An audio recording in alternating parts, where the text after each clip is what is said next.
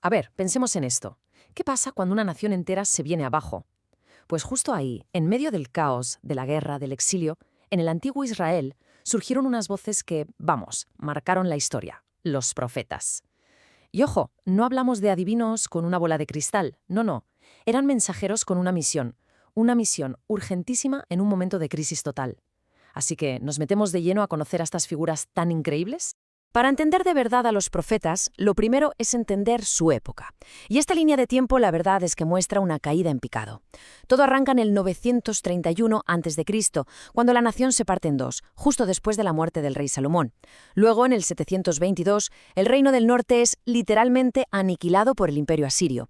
Y el golpe de gracia llega en el 586. Los babilonios arrasan Jerusalén, destruyen el templo y se llevan a casi toda la población al exilio. Fue una catástrofe absoluta, a nivel político, social y, por supuesto, espiritual. Y aquí, claro, está la gran pregunta que va a guiar todo esto. ¿Qué tenía esta época de crisis tan profunda para que aparecieran estas figuras? Porque, desde luego, no fue una coincidencia. Su mensaje estaba totalmente conectado a la locura de su tiempo.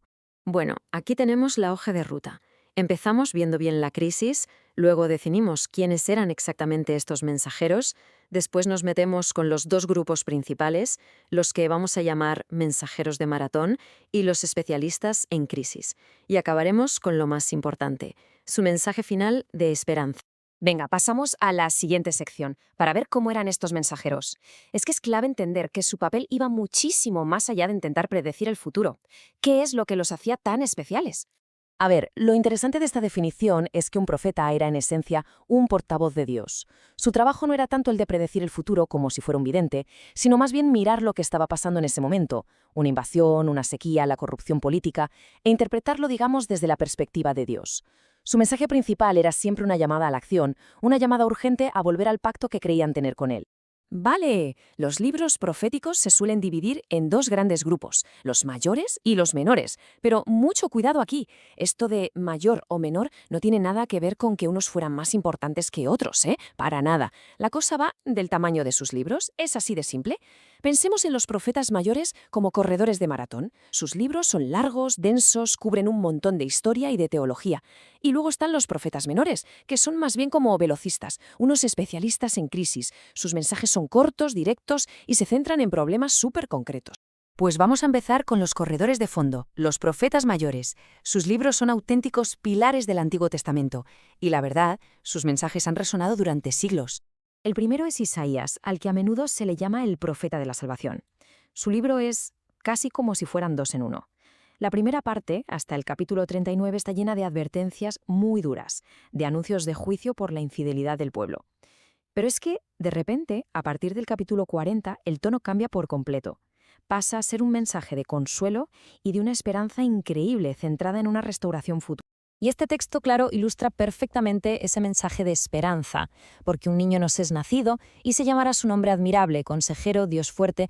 Este versículo es probablemente el más famoso de Isaías y resume esa promesa de un futuro rey y un Mesías que traería paz y justicia. Es como un faro de luz en medio de toda la oscuridad del juicio. Pasamos ahora a Jeremías, conocido como el profeta llorón. Y es que su misión fue una de las más difíciles. Tuvo que anunciar la destrucción inminente de Jerusalén por los babilonios. Imagínense, su vida estuvo marcada por el sufrimiento, el rechazo y la soledad, porque claro, su mensaje era de todo menos popular, aunque fuera necesario. Pero incluso en medio de ese mensaje tan doloroso, Jeremías lanza una de las promesas más revolucionarias de todas. Habla de un nuevo pacto que ya no estaría escrito en tablas de piedra, sino en el corazón de la gente. O sea, el punto clave es que el juicio no era el final de la historia, sino el paso previo a una restauración mucho más profunda y personal. Luego está Ezequiel, que profetizó desde el exilio en Babilonia. Su mensaje es fascinante porque, por un lado, insiste muchísimo en la responsabilidad de cada uno, cada cual es responsable de sus actos, pero a la vez anuncia una obra potentísima de Dios para transformar a su pueblo desde dentro. Y aquí lo vemos: os daré corazón nuevo y pondré espíritu nuevo dentro de vosotros. Esta es la gran promesa de Ezequiel, una transformación radical. No se trata solo de un cambio de conducta, sino de un auténtico trasplante espiritual. Dios mismo promete cambiar el corazón de piedra por un corazón de carne, una imagen brutal de renovación total. Muy bien, pues ahora vamos con los especialistas en crisis, los profetas menores. Aunque sus libros sean más cortos, sus mensajes son increíblemente potentes y apuntan directamente a problemas sociales y espirituales muy concretos de su tiempo. Amós es un caso curioso. No era ni sacerdote ni noble, era un pastor. Y quizá por eso su voz suena con una autenticidad arrolladora. Se enfrentó a la élite de su época, que vivía en la abundancia mientras ignoraba a los pobres y practicaba una religión completamente vacía. Para Amós, la verdadera fe en Dios no se podía separar de la justicia social. Imposible. Esta es una de las frases más potentes de toda la literatura profética, de verdad, pero corra el derecho como las aguas y la justicia como impetuoso arroyo. Fíjense, Amós no pide un goteo de justicia, pide un torrente, algo imparable. Exige que la justicia y la rectitud fluyan sin parar y den forma a toda la sociedad. Un mensaje que, vamos, sigue estando de plena actualidad. Miqueas, muy a la línea de Amós, también se enfrentó a la corrupción de los líderes, tanto políticos como religiosos, y en medio de una sociedad obsesionada con los rituales, Miqueas va y resume la esencia de la fe en un mensaje increíblemente claro y directo. Si tuviéramos que resumir el mensaje ético de todos los profetas en una sola frase, seguramente sería esta. ¿Qué es lo que pide Dios? No sacrificios complicadísimos, sino 3 cosas súper prácticas.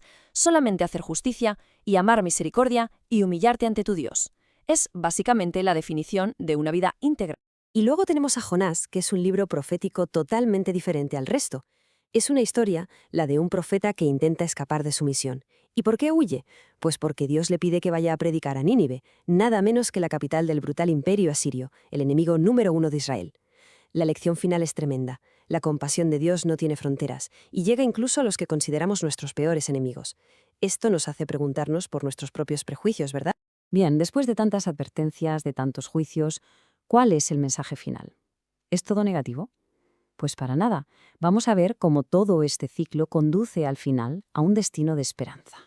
La verdad es que se puede ver un patrón que se repite una y otra vez en los escritos proféticos. Primero, la infidelidad del pueblo. Segundo, un anuncio de juicio que no es un castigo por venganza, sino una consecuencia lógica de sus actos. Tercero, este juicio siempre viene con una llamada al arrepentimiento. Y cuarto, para los que responden, la promesa final es siempre la restauración, un futuro nuevo y lleno de esperanza.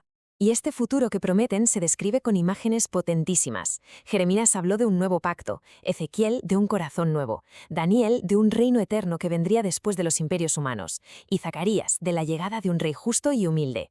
Todos ellos, cada uno a su manera, apuntaban a una restauración que iba mucho más allá de reconstruir una simple ciudad. Y con esto llegamos al final. Los profetas fueron voces que nacieron en una época de ruptura total, pero sus palabras han viajado a través de los milenios. Su defensa apasionada de la justicia, su crítica feroz a la hipocresía y su esperanza inquebrantable en la restauración siguen siendo un desafío para el mundo de hoy. La pregunta que se queda flotando en el aire es, ¿qué crisis de nuestro tiempo necesitan escuchar una voz así?